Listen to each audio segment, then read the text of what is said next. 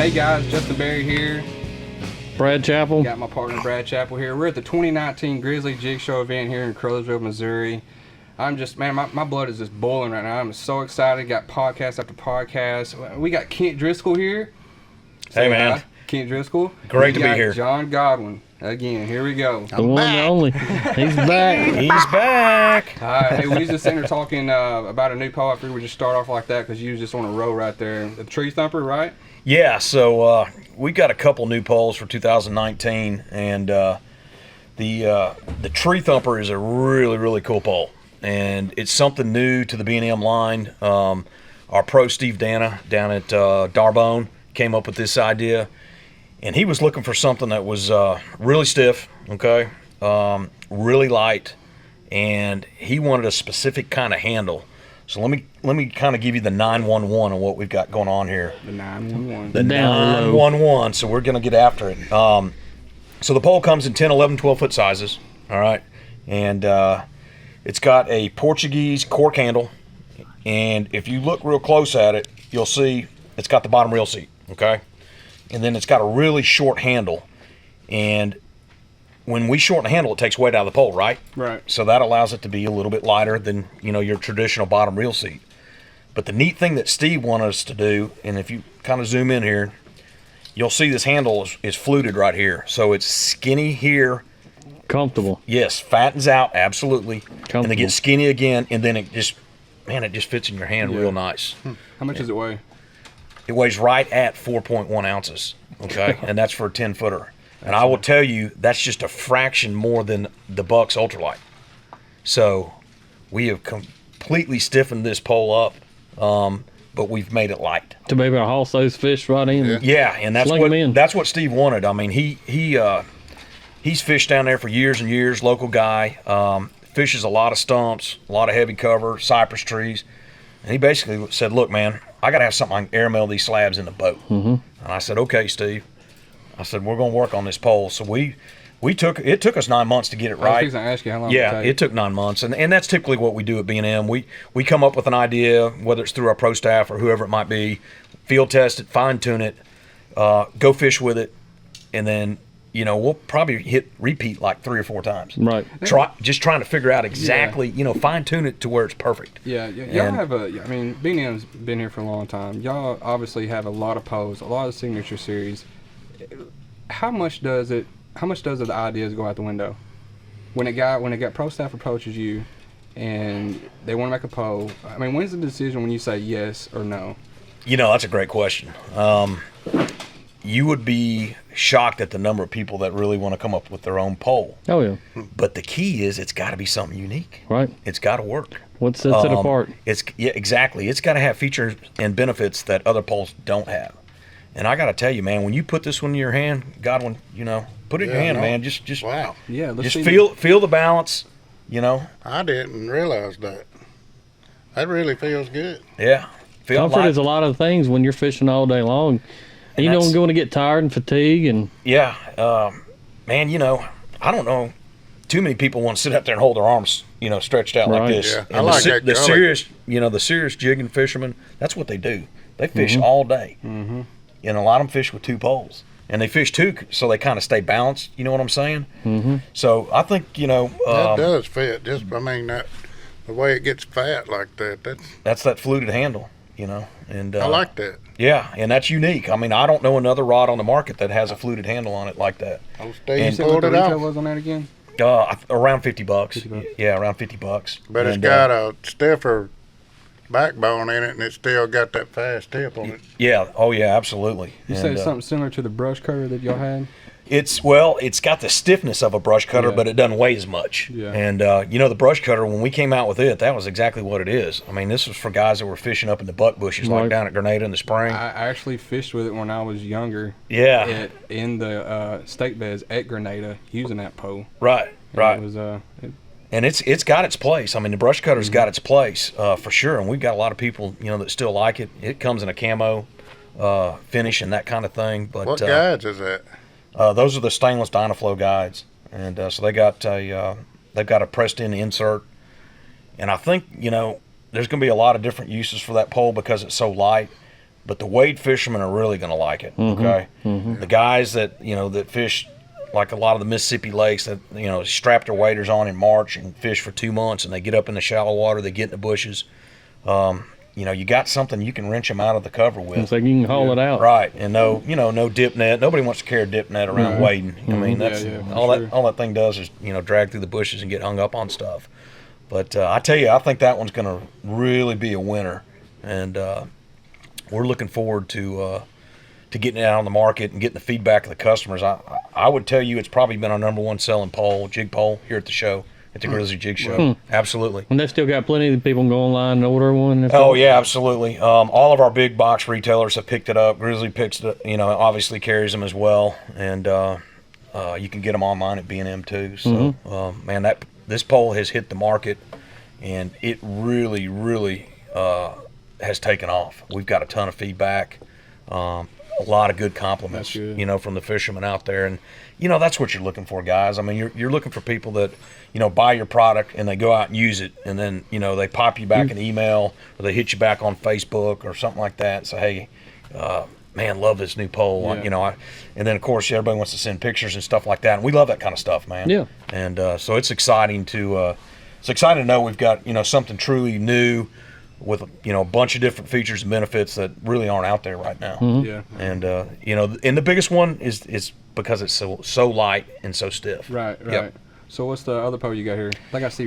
Russ Bailey, man. Russ Bailey. Yeah. I'm here for the So first time today. it's this is a redesign, and I mean we all know Russ Bailey. I mean we've all done trips with Russ, and man, what a great fisherman and what a great guy just for the crappie industry. I mean, he's been around for years, and he's really he's taken his show to a new level. And Russ is there's Russ. Hey, Russ. There he is. There's Russ right there. But so Notice the handle's on the right side. It's actually on the left, but that is the correct side. Is that the see? Godwin You told me about that. He's a lefty. Yeah. I like to reel on my right hand. Hey, I watched him shoot a shotgun right-handed this morning, though. Did you really? Yeah, man. But yeah, hey, we're really excited about the Russ Bailey series too. And as a matter of fact, Russ is standing right here. Say hi, Russ. Hi, Russ. Hi, Russ. Russ And let me Bailey. tell you, you think they're excited about that? So am I, guys. Absolutely. Yeah, I guarantee Absolutely. it. Absolutely. But here's the cool thing about the Russ Bailey. Couple things. If you'll notice the guides on this pole, spinning guides. So we got larger guides. I picked that up. Yeah, starting at the bottom here, going all the way to the tip section. Great feature. It makes it a multi-purpose pole.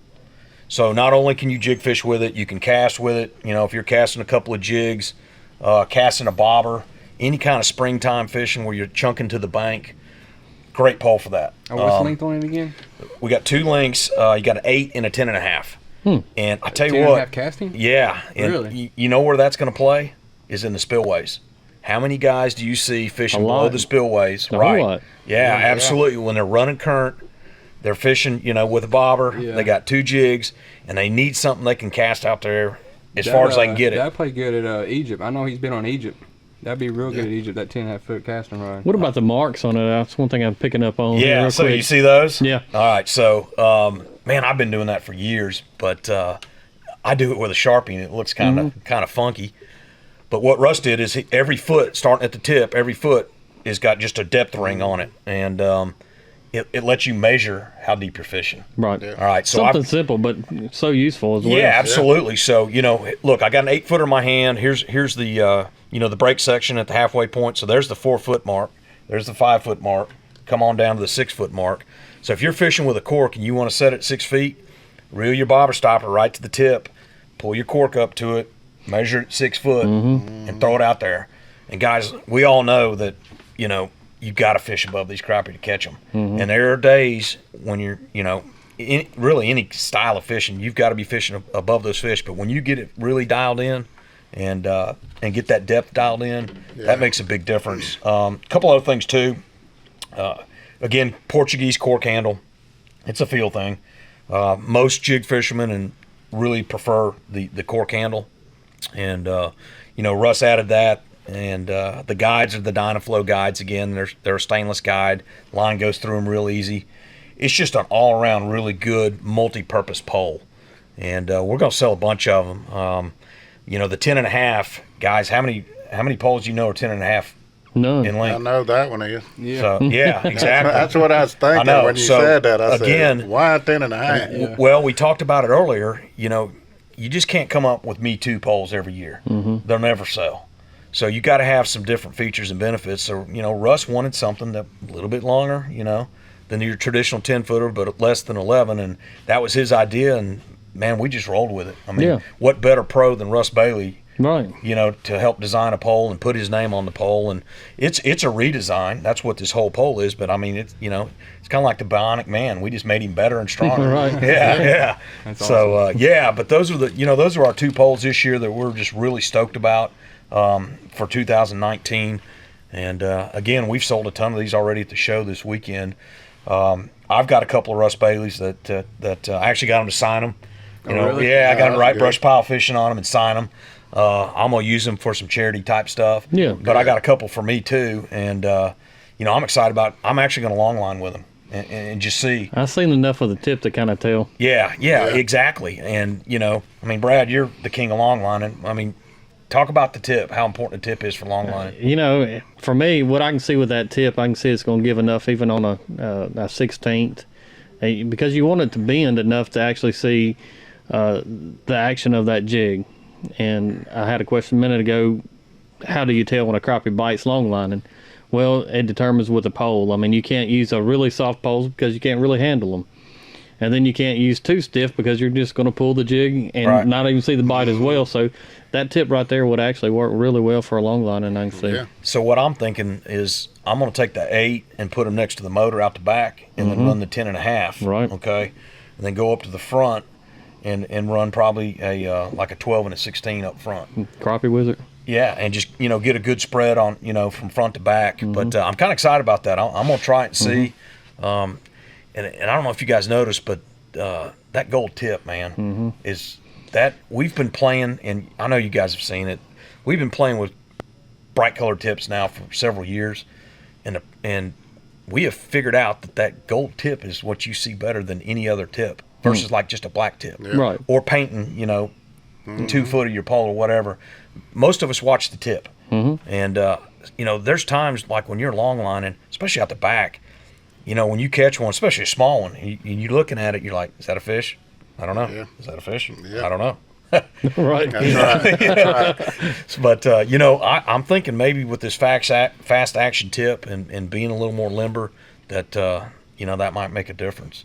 And I'm kind of like you, Brad. I don't really want anything stiff long lining. I want No. that pole to load up. Yeah. Right. I want them to hold on to it, Right. and hang on to it just long enough to get a hook set and hopefully, you know, catch him, you know. You wouldn't think, and Yeah. even long line, we'll touch on it in a minute, but you wouldn't think you would have soft bites. And absolutely. Are you kidding me? They'll grab them and actually keep on And swimming with the that boat. jig. Yeah. So Absolutely. a soft tip is actually real critical on long lining. Yeah. Yeah, if it's too stiff, You won't see it. yeah, or they'll get tired of that resistance, let go of it. Right. Yeah, Or absolutely. they have it good.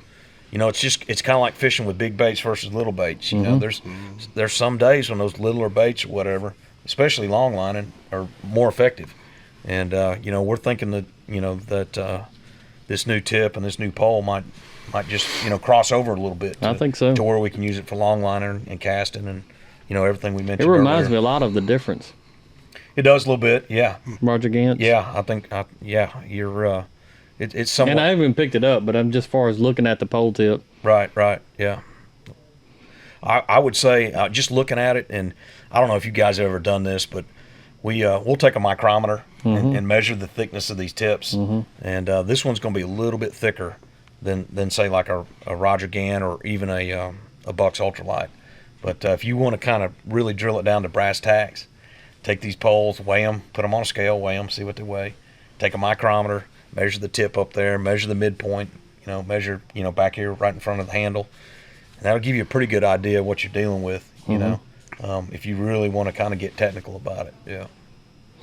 A lot actually goes into design of fishing poles. I think a lot of people take for granted, and Yeah. that's why I've always looked at BnM as being one of the guys that says, well, technique-wise, what is it going to be used for, how it's actually designed and thought of, and it takes a lot to go into designing these poles. Yeah. I mean, you know, it's last year we were having this conversation, and to kind of switch gears a little bit, but, you know, the power troller. You know, Les Smith came to me probably 2 years ago. He's like, Kent, you got to give me something stiffer than a pro staff pole. I want to put 3 ounces on there. I'm like, Les, man, you know, I don't know if we can sell them. Yeah. You know, I mean, you know, I've been with BnM, you know, like 15 years now, and you know, I just don't want to put a pole out there unless it's perfect. And he said, look, just go get some samples. Let's start fine tuning it. And man, we started playing with that power troller. And next thing you know, we're fishing 2 ounce weights, 3 ounce weights, 4 ounce weights, and we're not getting the bend in the poles. You're not getting the bounce, and they're not swinging up under the boat. And we just kept fine tuning it, to your point. And I think we went back to the drawing board probably 5 or 6 times on the power troller, and man, we came up with a pole that's just perfect for that technique too.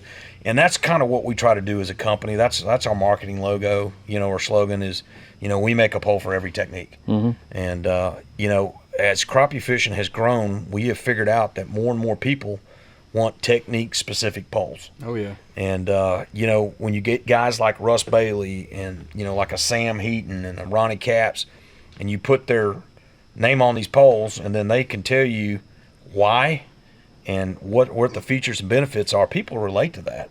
Yeah. And we all know the weekend warrior, man. They just want to catch fish, and if you'll just educate them and teach them a little bit, and all you guys that guide, man, they get out of your boat and they're like, whoa, that was awesome. I want to have that rod holder. Absolutely. I want to have that pole. I want those baits. Absolutely. I want that depth finder. That's a little different than what I've been doing. Yeah. This trolling rack or whatever it might be. But guys, that's what it's all about. You know, that's what we're here to do, and educate people and teach. And buy the right product, what they're doing. Right. And people, you know, when you get comfortable and you start catching fish and your confidence keeps getting more and more, it just, man, it's exciting, you know, and especially for new people that are new to the sport. You know, a lot of us, we've been doing this a while, and we kind of take it for granted a little bit, but that's when it's fun.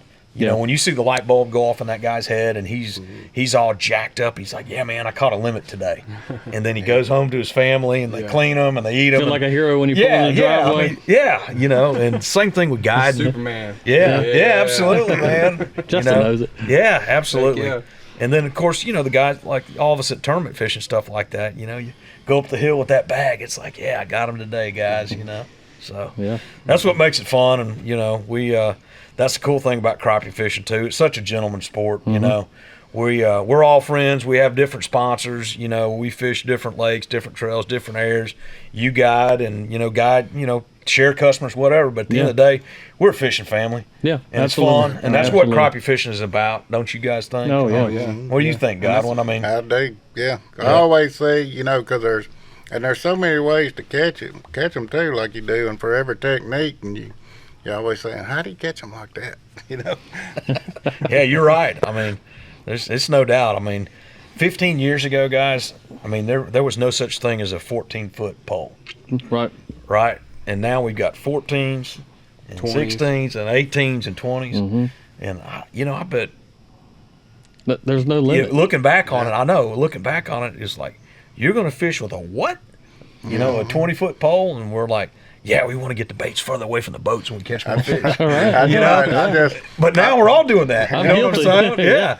And, you know. Well, I thought I was getting out there. I had 14s for my long one. Then I went fishing with him, and he's got 18s out there. I said, I got to get some more poles, man. I got to. Cost you a little bit more money, guys. Oh, I know. Bust out another 1,000, right? Yeah. But, you know, the cool part, too, is, and we've all been guilty of this, but, you know, you're out there fishing, and some dude's absolutely whooping them, and you're not.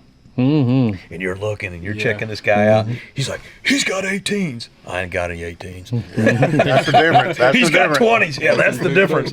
Yeah, man. But, that's how I got so carried in with Bobby Garland years ago. I was fishing Ross Barnett, and I noticed a guy fishing right by me, and, man, he was just laying the wood to him. And I seen him pull him up, and he had a Bobby Garland Vegas on. I remember the color. Of course, I emptied every compartment out of the boat, dug through everything I had to get something similar. Didn't have it, but you know what I did when I left? You went and asked them? You went to the store and I bought went some. to the store and bought every one I found. Yeah. and told him to order some more. Yeah. Yeah, I've never run out since. Good night. I think we've all been guilty of that one. Absolutely. Yeah, we're all out there fishing, and some dudes just, like you said, just lay in the wood to Yeah, them. it happens. You're like scratch. Oh, absolutely, it happens a lot. And you're scratching your head, and then the light bulb goes off. It's like, ding, ding, ding, ding, ding, ding. You big dummy. Yeah. He's got chartreuse and blue on. I'm getting some now. Right. Why don't I have that? Yeah, but the cool thing is, and like Bobby Garland, you're talking about Bobby Garland, man. What a great company, Gary Dollahan. Been in business forever. Great colors.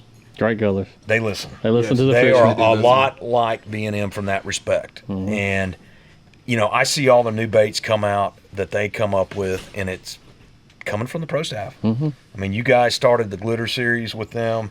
The Sardis Grenada Golds and Grenada Golds. Yeah, absolutely. And then you came up with a cool name. Yeah. And again, the Weekend Warrior, I mean, he might not remember like Popsicle. But Yeah. Grenada Gold, are you kidding me? That's what I have fun doing is learning Yeah. the colors. Yeah. All of them. It's always fun. Everybody's got a little different twist in the name on. Yeah. And but I give Bobby Garland a lot of credit too, because they've got a strong pro staff. They got a good group of guys. They all fish. They guide. They fish tournaments, and they just take a lot of feedback from their fishermen. They have. And that's the key, guys. When we talk about pro staffs and that kind of thing, is you got to give good feedback. They got to listen. Yeah, and you got to tell us. Sometimes you got to tell a supplier or manufacturer, hey, I don't think you're going down the right path here. I think you really need to look at so. X, Y, and Z. Yeah, absolutely. And when you do come out with that magic color like you're talking about, man, it's like a home run. And everybody wants it. And like this weekend here, our friend Jeff Smith from Crappie Magnet, he's got a new Pro Series fin spin out. And man, that thing is going to be. It already is awesome. We're about to look at them. Yeah, and It is. you talk about a sweet bait. And again, he listened to the pro staff guys. I mean, starting with Godwin and Les Smith, they kind of fine tuned that bait. And unfortunately, we don't have them here to sell here at Grizzly. But that can be a good thing too, because now you've created a demand, kind of a. We're making the buzz. It's like the Pappy Van Winkle of baits. You know what I'm saying? Yeah, I heard it was carjacked for the baits or something. Yeah. I mean, it's something Yeah, wild. man. Somebody want those baits Somebody real bad. got them. Yeah, the UPS man, I think. Right. Yeah, he hijacked them or whatever happened there.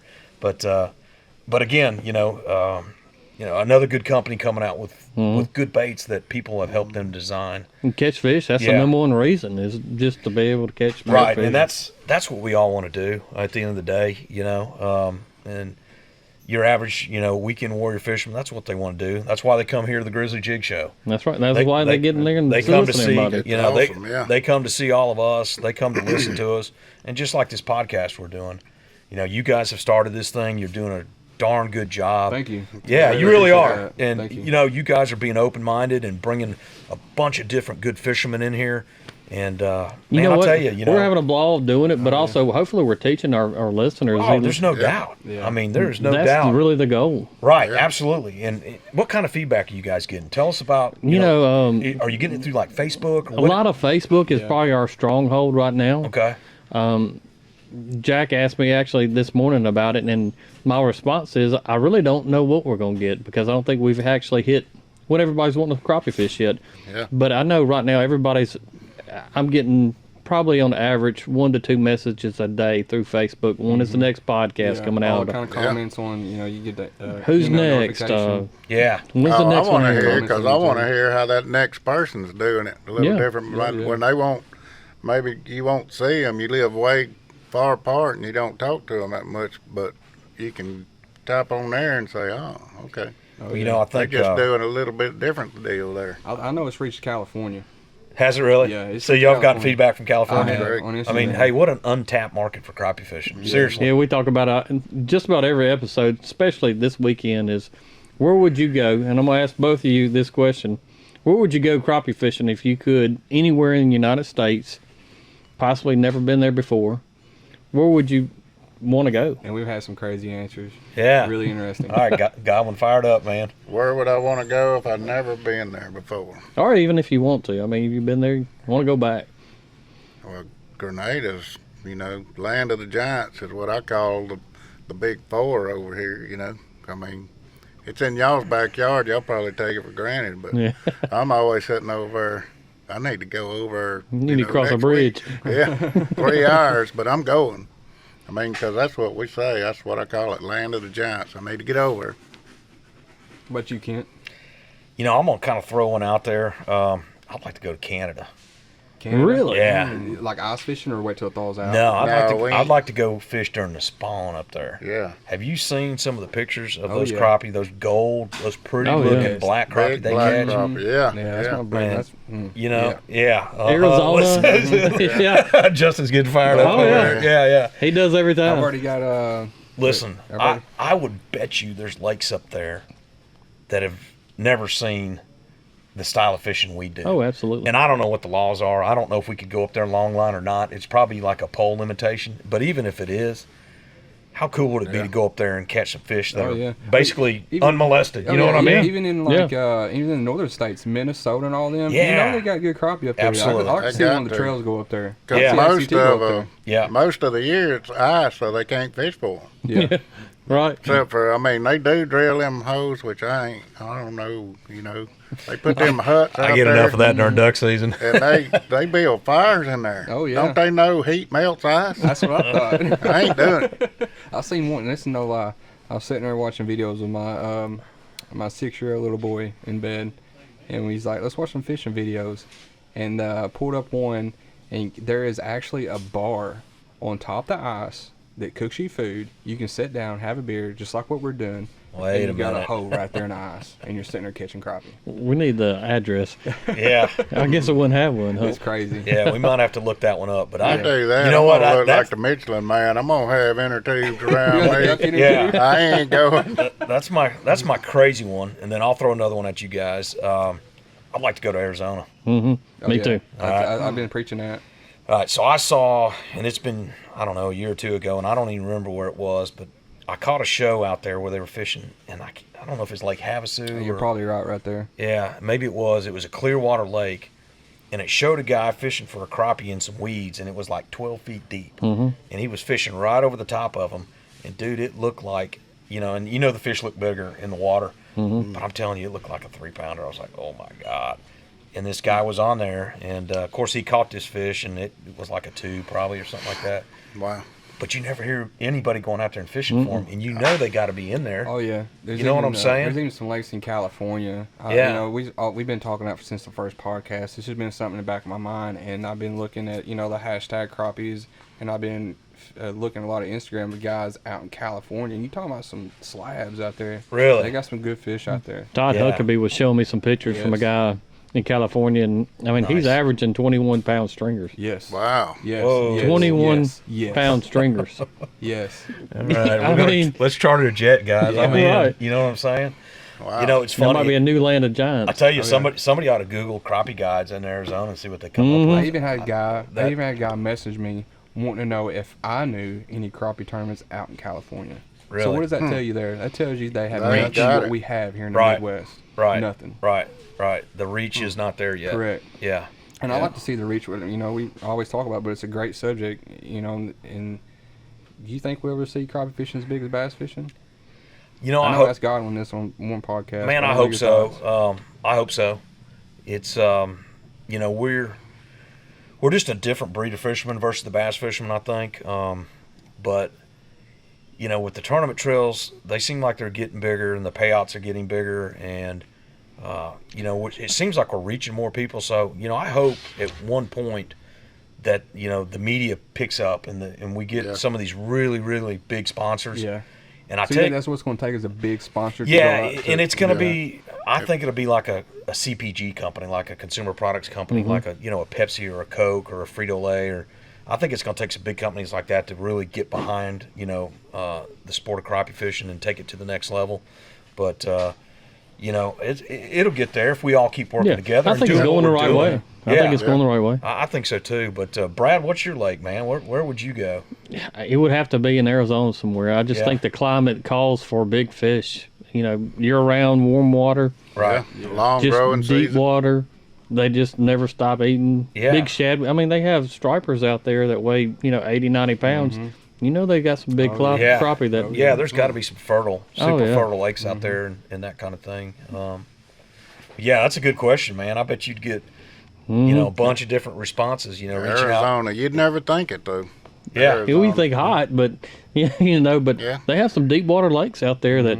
Yeah, I don't want to be out there in the summertime. Do you? No. I mean, 120 or I something. don't pull those matter, man. crankbaits, I wanna Kent. drink. Yeah, but I'd have to have a big old umbrella or Yeah, something. well. Yeah, you'd have We've that done it. Bahamian top. Yeah, Hey, you sure. can get them fans that plug into the cigarette lighter and hang it from the top of your umbrella. Yeah, put a block of ice in Start front pulling, of it. Oh, 3-pounders in every time you go. Oh, You might. yeah, you do it. Yeah. We'd figure I'd out a do way. it. That ain't no telling what a California fishing license would cost.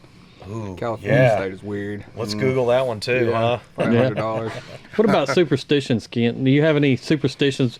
Come on, I know you Superstitions. fished with John Harrison a lot in many years. I know you got to have some. Man, for me, when the first fish you catch is a giant, that's one of my superstitions. I think that's a kiss of death. Kiss of death. Yeah. So bad luck the rest of the trip. Yeah, man. And I don't know why I say that. It's just happened, a couple of times to me. It's like, all right, we are on them. And it's like, crash and burn. Yeah. I kind of like to get into it and, kind of drill down and figure them out and catch them as I go. But, man, if I pull up on a spot and catch a giant right away, it just like, Something's wrong. yeah, I know. I mean, like, what just happened, guys? Yeah. But, Lake Washington a couple of years ago, we fished a tournament over there. Conditions horrible, 35-mile-an-hour winds. Kent probably fished it. yeah, oh, yeah, I was there. First bite I had at 7:10 was a 3:08. I won big fish of the tournament. The only bite I got all day. 7:10. You were fishing down there by me, I think, on the Yeah. south end. Yeah. It was unreal. Hey, you guys want to laugh. That was a funny day. I was out there. I was by myself that day. And I think your girlfriend was with you maybe. Mm-hmm. And but I was fishing those 20. No, I was talking about MCC. You're talking Oh, about Crappie okay. Masters. I was talking about, Crappie Masters. And because you caught a good weight down there by Yeah. me. And that was one of those days where I was fishing by myself with 20 footers. Now, you talking about learning a 20 lesson. footers. Yeah. 20 Hey, these guys, Yeah. the camera boat got on me and they were laughing. I was fishing about, I was like 4 foot? Yeah, not even that deep. I was fishing like 2.5 feet deep. Wow. And I don't know how I did it, but I got a big bite. And I was shucking that 20-foot pole backwards and coming with the net this way, and they were filming it, and it looked like a Chinese fire drill. And I got the fish in the boat. And that was one of those days, man. I was like, holy cow, thank goodness. Because like the first, 3 fish before that, I missed every one of them. Yeah. I'd hang them. I couldn't get them in the net. Right. Was that moment? Was 20 that foot pole with That 3 was- foot of line. Yeah. It was That a just challenge. scares I know. me. I know. It was like, man, really, what am I doing? Is But, that the moment you feel, or that excites you right there? Is like when you see that fish on top of the one, you don't know if you're gonna get that fish in or not. Is that That's pure fear. Oh, That's yeah. fear. Dude, if that doesn't make you skip up, your heart like Right. start skipping beats. And it's funny. I got to tell this story. So I was fishing with a friend of mine, Reed Bush, and Reed passed away this year. Real close friend. We were talking about him this morning, duck hunting. Had a little memorial for him, duck hunting. But Reed and I were fishing one time, and I think it was a Magnolia tournament. And we're fishing shallow, 16-foot poles, single jigs. And he is smoking a cigar. I'm telling you guys, it was like 16 inches long. And we're having a good time. And I'm pretty sure we're at Lake Washington. So we're trolling along there. It'd been kind of slow. And, of course, Harrison's over there with Brad Taylor, and they are just whacking them. And I'm like turning the boat the opposite way, so I don't have to watch them. Because I hadn't figured it out yet. Well, Reed finally, he hangs a big one. And to your point, Justin, I'm like, oh, my God, get the net. So I'm coming with the net, and Reed is – and I get the net almost to the fish. And, I mean, I'm about to scoop him. It was a big one. And Reed's got that big old cigar. And look here, he reared back on that pole, and he burned the line in my two. Lord. He burned the line in two, and it was like slow motion. I watched the line go through the pole, and then out across the water, and I was like, no! The Titanic. Oh, yeah. Just going down. Hey, and of course, I think I said some choice words, He says, he took a book drag off that cigar. He says, "Hey, Puddin', it's just fishing." I was like, "Dude, you're right. You're right." You know, Just fishing, man. yeah, man. How do you respond to that one? Yeah, So you know, he's probably looking down on us now, laughing at me. But boy, I got torqued up that day. I really did, man. That's awesome. But you Love know, again, just another good memory from you know what we all love to do. Godwin, you got any superstitions? Come on, I I know. don't want to catch a fish on the first. When you put one in the water, you don't want to catch one just right off the bat on the first drop. You don't want to do that. Did we do that when we went? We did that, and I was like, no, it's over. That's all of it. Yeah. But we caught them. Yeah. Yeah, I did it one time on Arca-Butler, and we were fishing out there, and the water had been up, and there was a bunch of weeds growing up, and then the lake got high, and I knew where those weeds are on that point across from Hernando Point there. And we pulled up, and I got light. I look around, there's Captain Coleman. I said, well, we must be in the right spot, you know. Yeah, feels good. Yeah. So they're about 75 yards from us, and I told Harrison we get our poles out, and we're sitting there, and I see my pole go down, and it just kind of.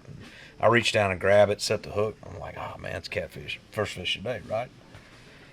So I'm kind of playing with it a little bit. And I reeled a little bit. It was like 20 foot deep. I reeled a little bit, 16-foot pole, and all of a sudden that thing comes out of there with a mouth like that. I was like, oh my God, get the net. Yeah. I start screaming at him. He nets the fish. It's like a 295. I'm like, yeah, baby, we got this. And anyways, I'm like, okay, we're going to whack them. This is it. We are going to drop it on these fish This is the day. in this weed bed right here. And we fished 3 more hours. No bites. I'm like, what is going on? Then the storm comes. And I'm talking about lightning and all this, that, and the other. And you guys are going to crack up when I tell you this. But you know what we ended up doing that day? And I'll tell you what happened. Brad, you'll really appreciate this one. We started pulling crankbaits in a lightning storm. Really? And we started tearing them. Whacking them, huh? Whacking them, yeah. And it was a tournament. And we're like, yeah, baby, it's going now. But here's the funny part. We had a 16-foot pole, and it had about the length of the pole's line out, and we had caught another fish, and we just threw it back in the rack with that bait out at 16 feet. And all of a sudden, whammo, here comes a 2.5 pounder on board with 16 foot of line. And we were back there like 30 and 40 feet. Right. And what had happened that day is that They storm. moved up. Yeah, the storm, there's I don't know if you guys ever seen it, Brad, you might have seen it, but over on that south bank, there's a flagpole out in the middle of a field out there, a white flagpole. That lightning was striking that flagpole. Yeah, I know. I have know. fished it like I that. know. And we're out there with these big, long fairy Right. wands, you know. Reeling these lightning in fish. rods. Yeah, we're out there with lightning Begging rods. for a I've bite. done the same thing. Me and my buddy And- Preston. We was at Sardis, and lightning storm come up. Shocking! I pick up a pole. It shocked me. Yeah. I was like, we gotta go. Yeah, you felt it's- the that's static right there. in the pole. Yeah. But I tell you what was happening, and it finally made sense, was that lightning would strike and the shad would come out of the water, which told us they're on the surface. So we reeled everything up. We had like 14 foot of line out, like 16 foot of line. Right. And most people would have called us, hey, they made that up. That's bull. But it was one of those days, that, You know, I remember one thing that we was just actually play fishing. It was at Enid, and it kind of goes back to color selection and kind of skipping off where we've been at. And I want the viewers to kind of understand this. But I sit there and watch Ken here pull crankbaits, and I'm sure he don't remember the day. Bright sunny day, just a little bit overcast, nothing special, just a really bright day. And I remember the color he was using, and it was a color that I would never even pick up. Just using the standard bright days, bright colors, dark days, dark colors. He's using a solid black, running crankbaits right off the bottom. And that's one thing that, I want viewers to always understand is just because you're using one thing doesn't normally fit the code of conduct or what have you. But, Yeah, there's not a book. for it. Right. You know what I'm saying? A And lot of miss the bust. every day's different, right? Yeah. And if you're not catching them, guess what? Go against the grain, man. Yeah. Sometimes when you go against the grain and you do that oddball deal, whether it's a bait or speed or, I know one time at Washington, I think it was an MCC tournament, the Niles were catching them like going 3 miles an hour or something crazy. Man, they were flying. Boot scooting boogie right Yeah, there. man. I mean, we look back That's and we're crazy. like, they're almost out of sight. But while they're going out of sight, guess what? They're putting them in the boat. Yeah, they're putting them in the boat. And I'm Yeah. like, my goodness. I got a big change of direction here, and a big question that's I've been asking everybody is, social media is blown up. I'm talking about blown up with the Garmin Livescope. Yeah, Do you have it in your boat? I don't. Do you plan on getting it? If so, why? If not, Yeah. why? You know what? I want to see it in action first. I don't spend as much time jig fishing. And, from what I know about the Livescope, it is tremendously effective for jig fishing. The guys that are, That's what it one looks pole. like. And it seems to me with the Livescope that you've got like a 20-degree angle Right. Yeah, that's what that they're you can saying, see the 20 fish degrees. in. Right. And this is just what I understand. So I'm going to say the technology is going to get better here in the coming years, where they might expand that, or maybe another, whether it's Humminbird or Lowrance comes up with, some similar technology. But I want to see it in action first. I want to see if it could make a difference like spider rigging. But if you think about it, we're kind of sweeping 180 degrees. Yeah. Most of the time, and same thing long lining. I'd like to see if that unit could scan more of an area where you could turn to the fish more. Right. Does that make sense? Yeah. Yeah, like that And you could 360. guide all your poles instead of one pole through them. But I tell you, the guys that are using it, I mean, there's some guys, on YouTube and on social media that are using it, and they're effective. Yeah. So I think Garmin, I think they're going down the right track. So, Yeah. so you don't plan on getting one until you actually. I want to see it. Yeah, I want to see it in action. And I got Tim Blackley's got one, and I fish with him some, and I'd like to get out there and because he fishes similar to the way I do, and before I drop $3,000, Yeah. I want to make sure that that I'm going to use it, Yeah. and so forth. But I've got Lowrance, and I got 2 Lowrances and a Humminbird with 360 right now, and I'm like, golly, I don't know if I can get another one up there. Yeah. I own 3 different brands right now. Yeah. That 360, man, it got me one day. We had our poles set. You can set them rings on how long your poles were. And when I first got it, I was trying to figure out what I was looking at in these white specks, and I was thinking, is that fish or what is that? And me and Jay kind of went over there, and it was a stump. I could see the stump, but we got close to it and caught a fish. I said, good night, that fish was on the stump. So we started chasing these white things over there, and we could even Little say, number rice. 2's fixing to go off. Yeah. And it was awesome. That Yeah. 360, it's pretty neat. Oh yeah, it all is. It's about like iPhones. Once you think you got it, Yeah. it's gonna come out with something else. Yeah, I tell you, man, technology. I mean, again, it's in the last 5 years, guys. I mean, it's Oh, the sport. We talking about the sport earlier of crappie fishing. The last 10 years, whenever I would long line somewhere, I would usually have people really actually yell at me and say, "Man, what are you doing over there? You're fishing too fast," or crankbaits. I mean, it's all these different techniques that I think that this sport is going to excel and grow to no telling, and maybe even the Livescope's going to help it grow. Who knows? Yeah. But the techniques and different things like that has actually propelled this sport to leaps and bounds. Yeah, hopefully we're making it grow right now as everybody's Yeah. listening right now. Oh, I guarantee Yeah. it. I mean, people just want to learn and be better fishermen. Yeah. And the cool thing about crappie fishing, we kind of talked about it a little bit earlier, is man, they're just so good to eat. Oh God. And people love to people love to They bring them are. home and share them with their family. And the smaller ones like the 10, 11, 12-inch fish, those are the ones you want to eat. Yeah. Absolutely. And and I think we're starting to see guys, especially like the tournament anglers, be a little more conservation oriented, and like during the spawn is putting the big females back Yeah. and keeping some of these smaller fish and a lot of male fish. And I think as we all get older and smarter, we just want to pass it on to our kids and bring other people, and especially the younger generation fishing, and we got to kind of protect the resource a little bit. And I tell you, the Mississippi Lake's done a good job with that. Yeah. Yeah. They going back, I remember when they first changed it to the 11-inch rule, and I actually had a bunch of game wardens go out and fish with me, and that first year right after, we caught 100 fish, and we had 3 that were over 11 inches, and they were like, man, did we make a mistake here? I was like, no. I said, you got to Give it give them a time. couple of year, a couple of year classes for these fish to hatch and spawn and get a little bit bigger. grow, yeah. And think of all these fish we're putting back. Those fish are all going to grow up and get bigger. So I think that's changing too. Other states are starting to look at Better conservation. yeah, better conservation. And we as tournament anglers and guides, professional anglers, we all need to have that mentality, to protect it for the future, for sure. Yeah. Yeah. What about techniques wise, Godwin? What's one of your favorite ways to catch them? The